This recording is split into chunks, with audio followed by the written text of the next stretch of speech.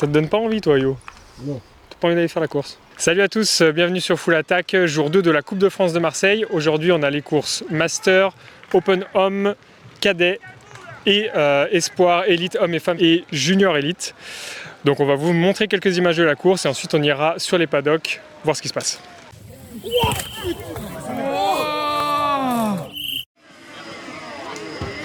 Salut, ça va? Salut, nickel. Bon, qu'est-ce que tu nous prépares là? T'es en quelle catégorie? Junior Open.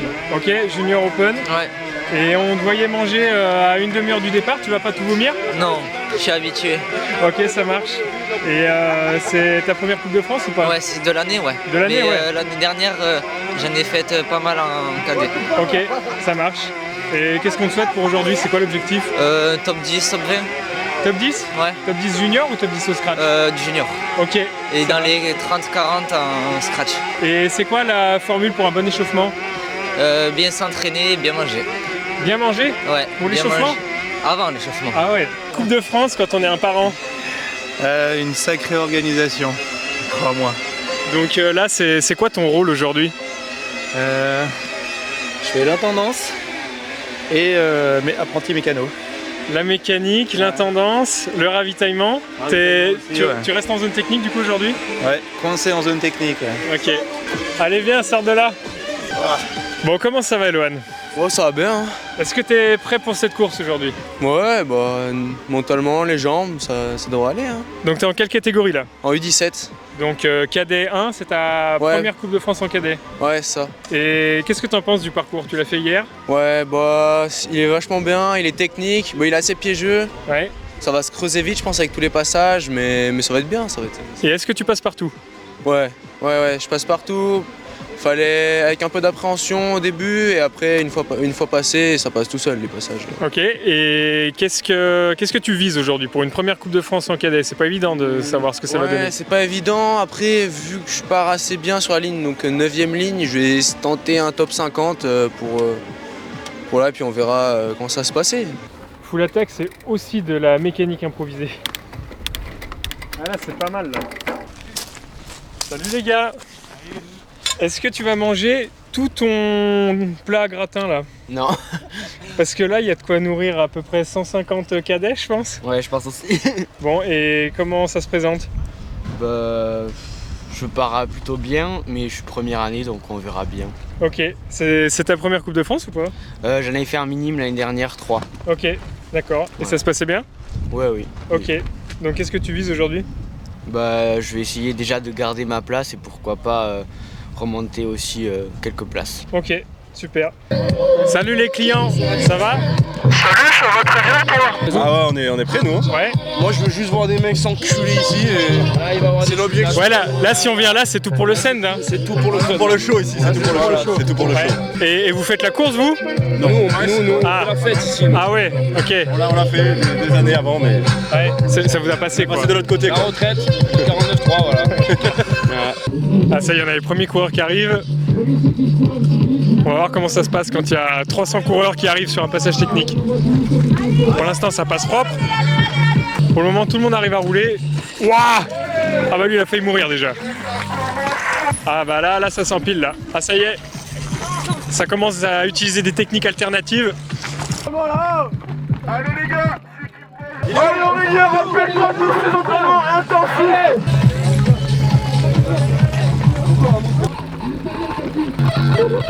Bah, comme nous l'expliquait Lucie hier, hein, dès qu'il y en a un qui pose le pied, après tout le monde est à patte. Hein.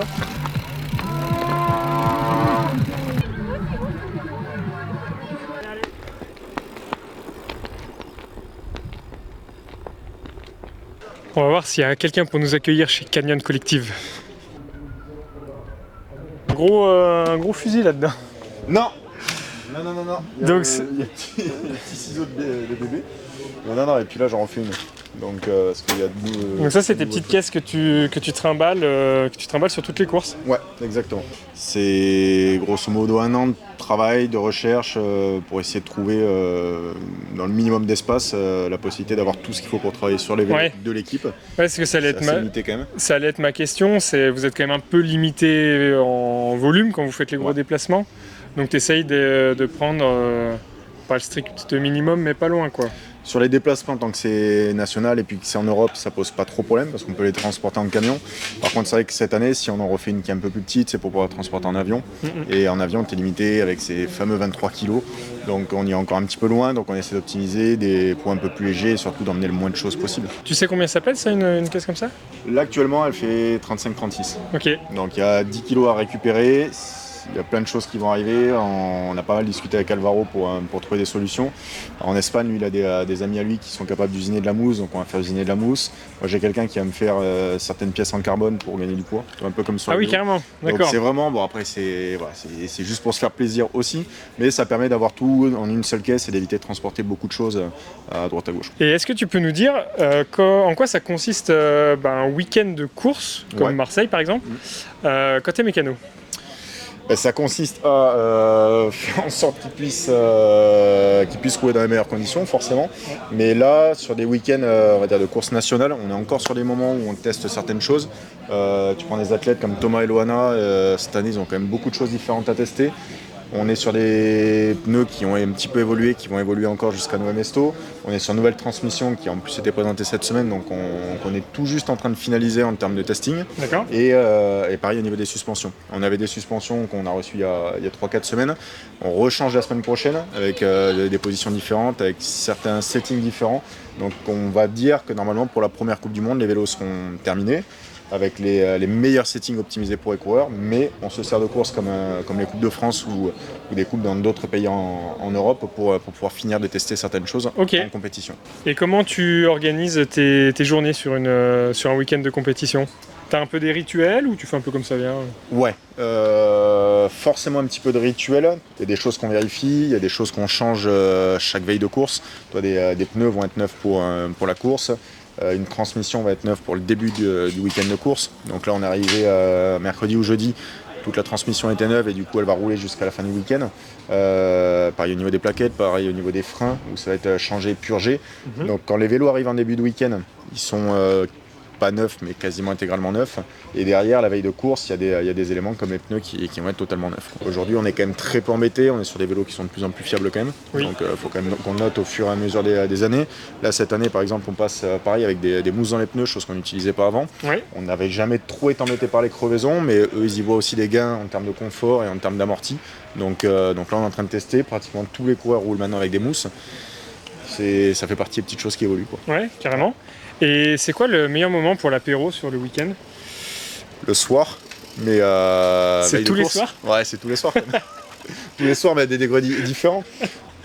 Non, Très bien. En tout cas, une fois que le vélo est terminé, ça c'est sûr. Ok. Donc, avant, on Ouais, évite. pas avant, ouais. Non, surtout pas.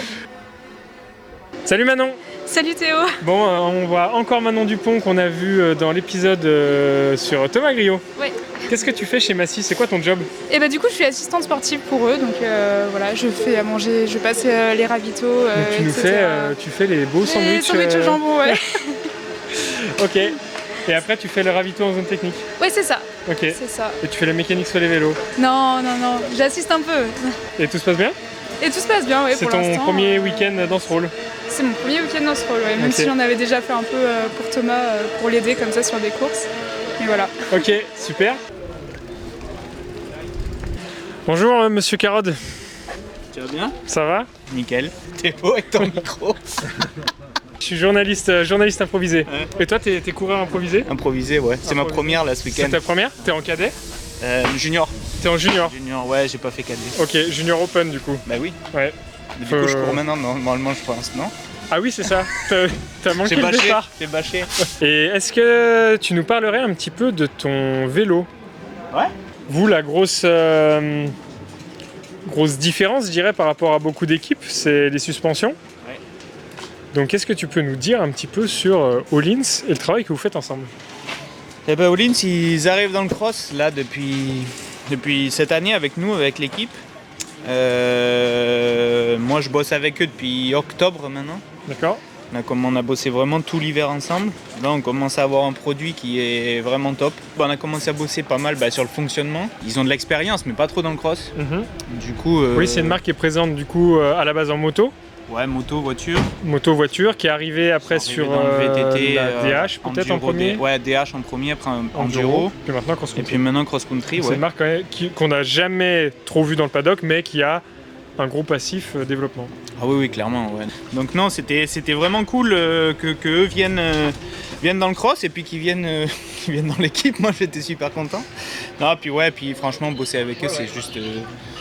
C'est un C'est plaisir juste au niveau extraordinaire, ouais. C'est juste parfait. Il y a tout ce que tu veux, tu l'as. Ils vont tout faire pour. Et puis en fait, c'est gagnant-gagnant parce que nous, on bosse avec eux pour avoir un vélo qui marche parfaitement. Et eux, ils essayent d'avoir une fourche et un amorto qui fonctionnent parfaitement pour pouvoir le sortir Ouais, bien sûr. plus tard sur C'est le pas encore sur le marché, commercialisé, non. hein, Pour c'est l'instant, ça non. Pour l'instant, non. J'ai aucune idée de quand ça va l'être et quand ça va sortir. Ouais. Ça, je sais D'accord. pas. Moi, je donne mes ressentis, je dis ce que je veux.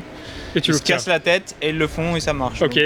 Donc non, c'est cool, ouais. Petit tips de pro. Avec combien on roule en plateau à Marseille? Ah, Marseille, ouais, c'est le début de saison en 36. Moi, je roule en 36. Je pense qu'il y en a qui vont rouler en 38. En 38? Ouais, je pense. Non, en fait, avec le nouveau groupe, on a... Ah oui, parce que la cassette est plus grosse du coup. Ouais, t'es en 52 derrière et en Ouais. fait, l'étagement est différent dès la deuxième... Enfin, dès celle-ci, en fait. Oui, c'est un peu plus réparti Ouais, que ça par fait rapport à moins le l'ancienne gap cassette. qu'il y avait avant. Ouais, Et du d'accord. coup, t'as tendance à pouvoir mettre un peu plus gros. Si je regarde ma ligne de chaîne, je pense, pendant la course, je pense qu'il faudrait que je roule en 38. Ok. Mais je vais préférer le pédalage du 36 et tout, donc je vais rouler en 36. Ok. Qu'est-ce qu'on te souhaite pour demain? Je sais pas. Grosse on start vient list. pas... Ouais, il y a vraiment une grosse start list. Ou t'es pas venu acheter du terrain là? Non, j'aime pas trop ici. C'est mieux à l'Evins? Ouais. Non, je sais pas, parce que faire déjà une course pleine, parce que la semaine dernière c'était assez compliqué. Ouais. Et puis ouais, c'est le début de saison, je suis pas encore totalement à 100%. Les Coupes du Monde c'est dans 1 mois et demi, voire presque 2 mois. On verra, un podium ce serait cool, mais je m'attends à rien de spécial en fait. On a vu un peu des grosses structures, les mécanos nous ont expliqué comment ils bossaient et tout. Ouais. Toi, tu bosses pour le VCA du coup? Ouais, moi je suis team manager du VCA du coup. Ok. Et comment ça se passe le rôle de team manager pour une équipe qui est, sans que ce soit péjoratif, intermédiaire? C'est pas non plus une grosse équipe pro, c'est pas non plus une équipe qui sort de nulle part. Non, bah nous on essaie de reprendre des jeunes, donc juniors, espoirs, puis de les former pour que ensuite ils progressent et puis qu'ils puissent intégrer des plus grosses équipes. C'est notre objectif en fait, faire progresser les jeunes. Et du coup, vous, c'est quoi un peu votre programme de course sur une saison? Nous, principalement, ça va être les Coupes de France et les Championnats de France. Ok. Et après le championnat régional aussi, parce que la région nous suit pas mal, donc c'est important. Et sinon, les junior series pour les juniors, parce que c'est ça qui va pouvoir les emmener en équipe de France et ensuite potentiellement au championnat du monde. Ok. Donc ça, et puis quelques Coupes du Monde pour certains de nos pilotes en espoir. Pour les junior series, on va se déplacer avec eux, et pour les Coupes du Monde, certaines si elles sont comme Nové Mesto qui sont avec les junior series. Ok. Donc là, on va essayer de faire des déplacements, mais sinon on défraie les pilotes sur les déplacements, on leur prend l'hébergement, tout ça. Et après, comment ça se passe dans ce cas-là? Ils se débrouillent de leur côté? Ouais, souvent parce qu'on n'a pas assez on n'est pas assez gros pour pouvoir se déplacer sur toutes les Coupes du Monde. Donc on déplace souvent peut-être un mécano ou un parent qui fera mécano pour le pilote, quoi. Là, on est au départ de la course cadet. C'est la catégorie où sont au moins 1000 au départ. Il y a beaucoup de vent, mais par contre, il est dans le bon sens. Donc ça devrait bien se passer. Donc la particularité sur les courses cadets et les courses open, c'est qu'il y a beaucoup de coureurs. Du coup, c'est des courses très difficiles à appréhender. On a constamment un coureur juste devant, juste derrière. Ça roule en file indienne pendant plus de la moitié de la course. Donc c'est vraiment pas évident, surtout pour les plus jeunes qui ont tendance à s'exciter un petit peu. C'est toujours le risque sur ces départs là que ça s'accroche. Malgré le fait que le parcours soit large et en montée, c'est toujours hyper nerveux. Là, on voit aussi une chaîne cassée. Ah, ça fait mal au cœur.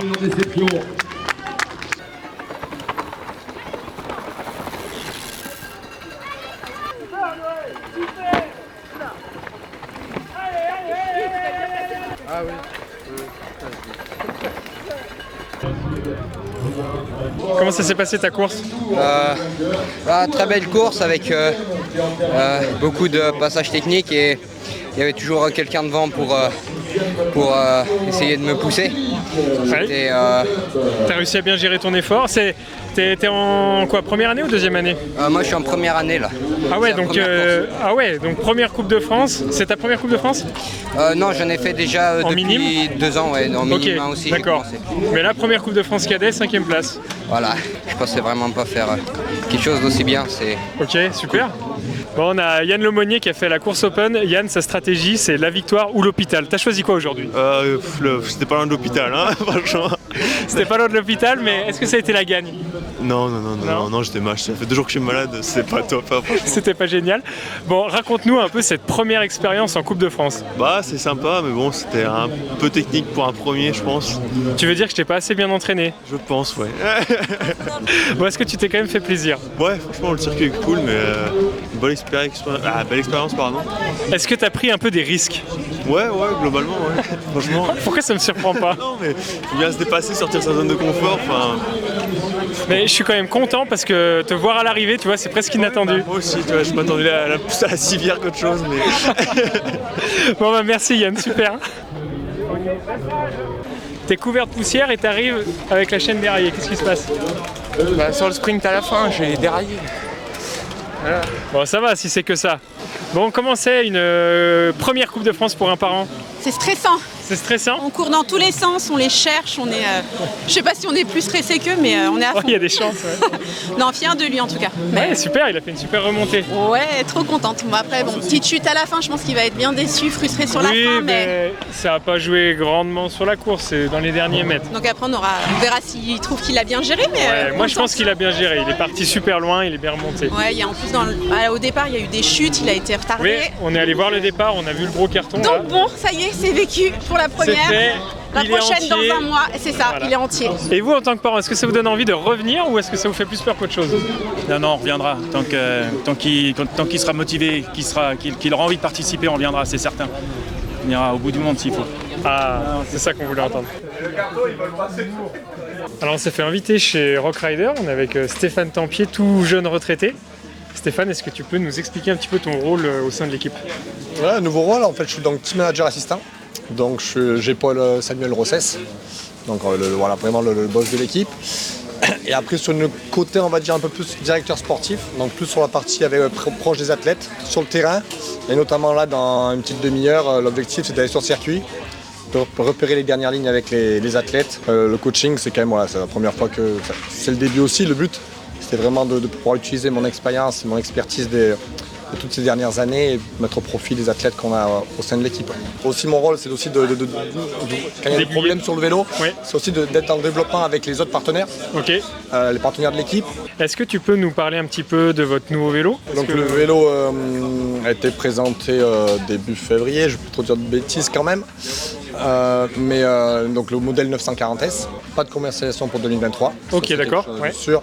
Ça devrait arriver pour début 2024. Ouais. Le cadre en lui-même est vraiment fini. Nous, après, les évolutions, on les fait plus sur tout ce qui est les réglages, donc des réglages d'optimisation sur le réglage, notamment les suspensions. Et par rapport à ce nouveau vélo, recrutement de l'équipe, on imagine que l'objectif, c'est quand même d'aller mettre un Rock Rider au JO. Bien sûr, ouais, ça c'est un gros objectif. Il y a l'objectif, on va dire, maintenant à court terme, et qui est cette année, cette saison, c'est de performer quand même sur les Coupes du Monde.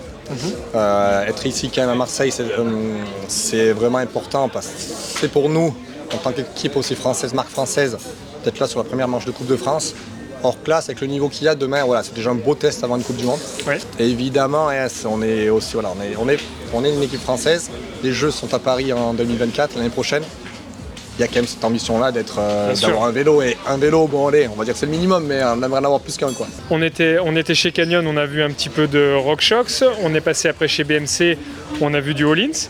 Et vous avez un partenaire un petit peu atypique, qui est Manitou, qu'on voit assez peu dans nos contrées. Est-ce que tu peux nous en dire un peu plus sur Manitou?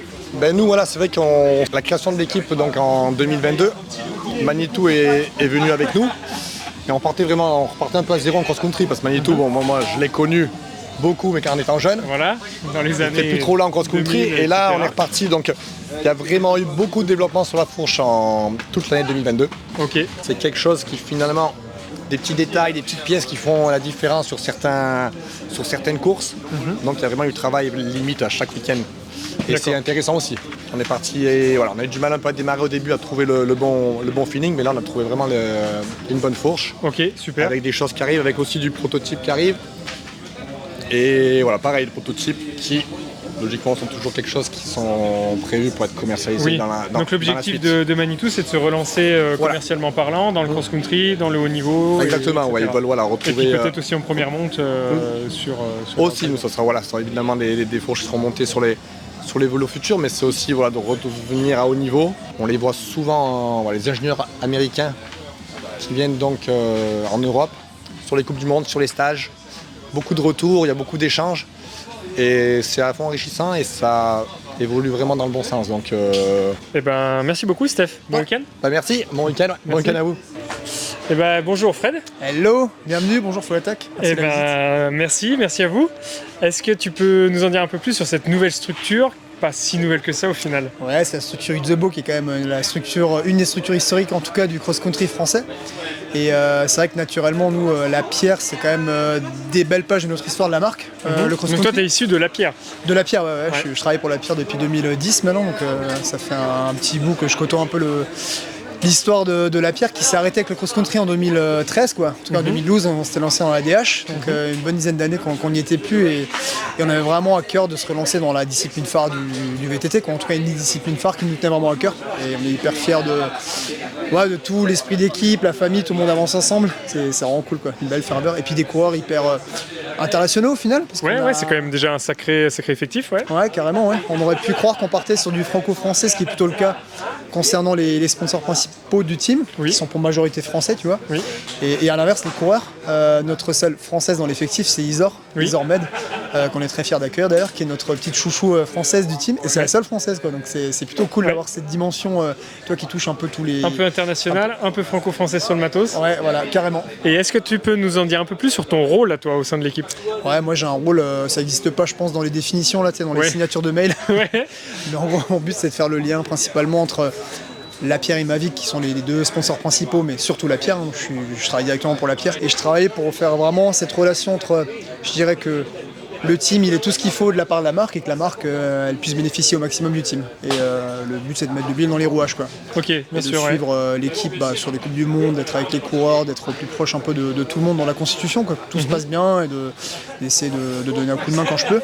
Et puis après aussi discuter avec que ce soit la presse, que ce soit la partie R&D aussi quand il y a besoin de donner des relais ou ce genre de choses. Et donc d'être un peu le lien, de faciliter un peu le tout, quoi. Et on est en année pré-olympique.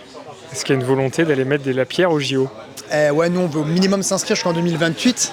Ok.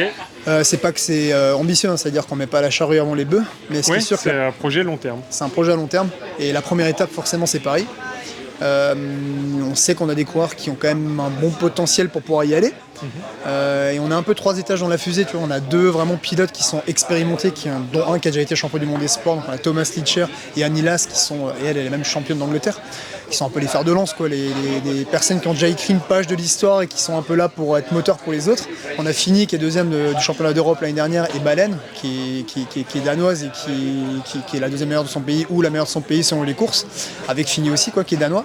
Et après les 2 petits jeunes avec Eric, norvégien, et Isor, tu vois, qui nous permet vraiment de tirer tout le monde vers le haut, et la collab entre les 6 fait que c'est vraiment cool. Il y a ce mix entre l'aspect très pro, aller chercher de la perf, mais aussi avoir un côté très familial, faire grandir les plus petits, entre guillemets, grâce aux plus grands, et partager les moments ensemble. Ouais, ça se voit bien sur le circuit, tu vois, on se met à différents points, il y a les plus expérimentés en descente qui vont rouler avec les autres. À l'entraînement physique, c'est un peu l'inverse, il y en a d'autres qui tirent vers en haut.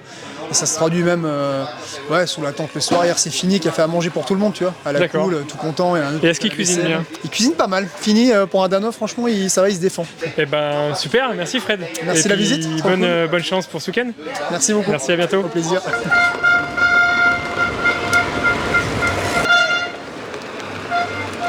Donc c'est la 2e course espoir de la journée. Il y a déjà eu les espoirs Open ce matin, et là c'est les espoirs Elite, course UCI.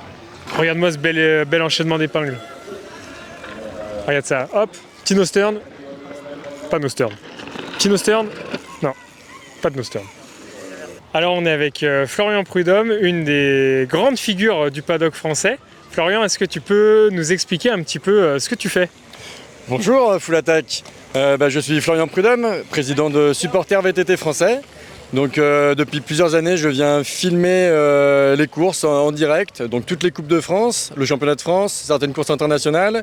Et on me connaît aussi en tant que supporter au Rock d'Azur. C'est notamment moi qui ai été l'évêque du Rock d'Azur. Voilà, notamment. donc tu es déguisé. C'est ça. Soit en évêque, soit en Obélix. En Obélix par exemple, en coq, en homme de Cro-Magnon, j'ai un peu tout essayé. Je me suis déplacé également sur les Coupes du Monde, les Championnats du Monde pour supporter les Français. Ça a été à chaque fois des belles expériences. Et puis depuis de nombreuses années, je viens filmer du coup les courses pour faire vivre les courses à tous ceux qui ne peuvent pas se déplacer et mettre en lumière vraiment tous les coureurs. Tu ne te concentres pas que sur l'élite, tu montres tout le monde, tu prends le temps de faire les lives de toutes les courses ou quasiment toutes les courses. Des fois, c'est juste pas possible de tout faire. Donc c'est ça qui est incroyable. Et est-ce que tu vas continuer ça du coup là dans les années qui arrivent ? Oui, tout à fait. Donc c'est vrai que notre particularité, c'est de vraiment filmer toutes les catégories, à l'exception des minimes, parce qu'on considère qu'ils sont un petit peu jeunes et que ça surcharge un petit peu le programme des Coupes de France. Mais sinon, on filme vraiment des cadets jusqu'aux élites et vraiment du premier au dernier. Et donc, je compte poursuivre au moins toute la saison. Puis après, on verra, parce que je fais ça de manière bénévole. Donc il y a ma copine Mathilde qui m'aide beaucoup, qui prend des photos, qui gère aussi une partie des réseaux sociaux. Donc voilà, on est soutenu par des particuliers, quelques coureurs et puis quelques marques. Oui, parce que du coup, ça prend énormément de temps et ça coûte des sous, c'est du budget de se déplacer sur toutes les courses, etc. C'est ça. Vous avez monté une asso avec laquelle vous arrivez du coup à recevoir un petit peu de dons, un petit peu d'argent. Ça permet de recueillir des dons, que ce soit de la part des particuliers ou de la part de différents mécènes. Et c'est pour ça qu'on peut continuer, parce que ça prend beaucoup de temps et ça coûte pas mal d'argent. Ouais, et puis du coup, en parallèle des lives, tu transmets aussi les résultats tout au long de l'année sur la plupart des courses UCI. Et encore une fois, tu ne te focalises pas que sur l'élite, donc tu viens compléter en fait un vide qu'il y a, je pense, au niveau des médias. Et c'est ça que les coureurs apprécient aujourd'hui. Tout à fait, systématiquement tous les week-ends, tous les dimanches soirs ou les lundis matins, on regarde les résultats, tous les résultats des courses UCI et on publie vraiment les résultats de 100% des coureurs français qui ont couru des courses UCI. Peu importe leur position, peu importe dans quel pays. Et oui, donc c'est un gros travail, mais ça permet vraiment de suivre à 100% l'actualité des VTTistes français. Et on est focalisé vraiment sur le cross-country dans son ensemble. De quoi c'est né l'idée de faire les lives, etc. sur les courses ? Alors l'idée de faire les lives, elle est due à plusieurs choses. Donc le premier live a été en 2018. Ça c'est le coéquipier de Joseph Deporter qui m'a donné cette idée. En fait, il faisait la Cap Epic par équipe et son coéquipier, dont j'ai oublié le nom, Benoît Jagnard, voilà, excuse-moi Benoît, il avait la clavicule cassée et il a décidé de faire vivre la course de l'intérieur et j'ai trouvé que c'était une super idée et du coup à Marseille, ici même en 2018, j'ai commencé à faire le premier live. Et super, merci Florian. Merci Full Attack, bravo pour votre investissement dans le cross-country. Ça fait plaisir de vous voir mettre en lumière le cross-country. Votre philosophie, c'est aussi de parler de tout le monde, j'ai l'impression. Oui, exactement, voilà, on essaye de. Donc ça fait plaisir que des médias officiels s'y mettent. Très bien. Voilà, bravo et à bientôt. Merci, salut Flo. Ça y est, c'est déjà la fin de cette deuxième journée. Désolé pour les juniors qu'on aura manqué. J'espère que les images paddock et courses vous auront plu. On se retrouve demain pour le troisième et dernier jour de course et notamment les courses élites. À demain.